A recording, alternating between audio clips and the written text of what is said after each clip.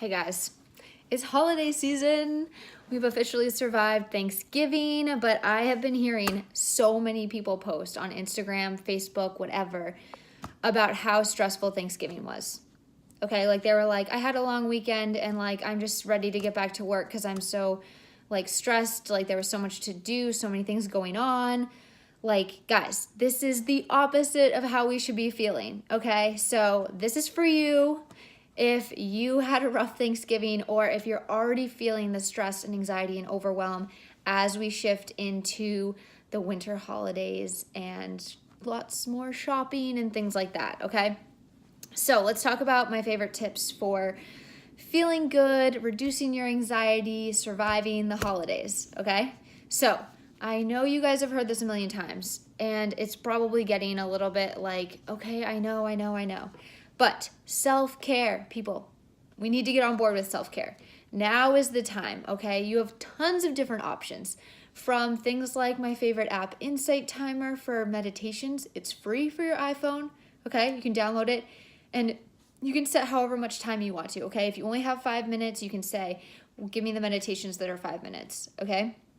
So however long you want. Now is the perfect time to start a meditation practice because it helps you get centered. It helps your body and mind start to slow down and relax. And it's going to give you a lot of clarity around making decisions. So when you get asked to do certain things, it's a little bit easier to say like this fits or this doesn't. You're going to be a little bit more conscious of your energy level and how you're feeling. Just helps you tap into that a little bit. So besides meditation, there's tons of other self-care options, right? Like things like treating yourself to a pedicure or going to get a massage, or things as simple as like taking a few minutes to read, or just like close your eyes and rest for a little bit, okay? I'm a huge fan of that one. You can do that everywhere. Just breathing, things like that, okay? Like self-care could be anything, whatever makes you feel good. And it doesn't have to be a solo activity, okay? Like you can do self-care with other people. Anything that leaves you feeling energized and happy and full of love is perfect, okay? So like include other people. If you have family or friends that you're around all the time, be like, hey, let's do this together, and get them on board the self-care train. Okay, setting boundaries. All right, this is one of my favorites.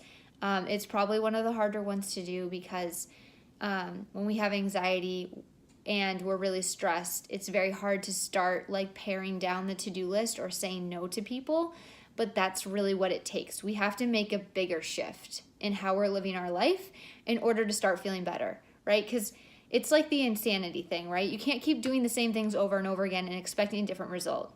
So if you want to feel different, you need to actually make change in your life, okay? We're getting serious, people. Make change happen, okay? So my professor in grad school shared with us that she had started a personal workout routine around this time of year when she was in between Thanksgiving and Christmas, because she figured like this is the time she needed it most. And if she could do it now, there was never any excuse she could have for like, I don't have time for it, because her schedule in her life was so crazy. And she was like, I'm going to make the time because I know this is important. Okay. So I know it's hard, but if there was ever a time for you to start setting boundaries, now is it. Because you need to protect your energy. You want to be your best self. You want to be able to go out there and have energy for your business. You want to be able to continue to reach out to people, right? Because in business, we're always getting no's. People are telling us no, and we're like, ugh, crap, right? So that doesn't feel good. So we need to do a lot of things in order to pump us up and bring our energy up.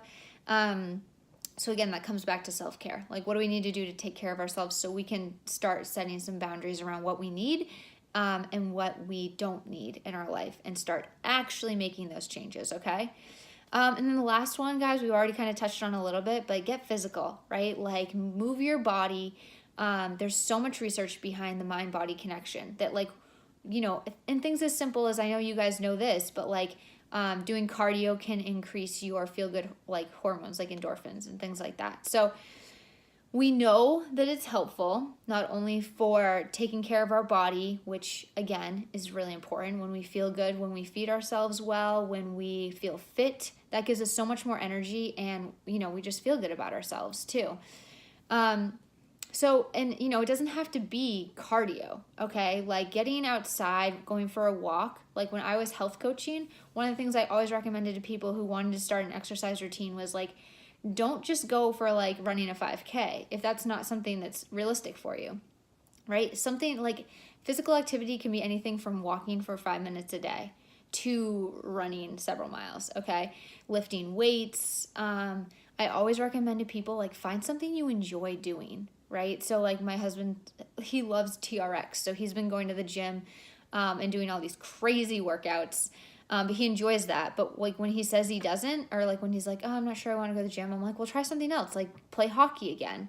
Or like, you know, join something that is going to make you excited to go to the gym. So like one of my cousins does Orange Theory. Like he loves that. So find what you actually like to do, and that's going to make it a lot easier to stay consistent with it. Because all of these things that we do right now around the holidays to combat that extra high stress, we really need all the time, right? Like we need it more now, right? But we want to set like, we want to set consistency around whatever we decide so that we keep these things going strong.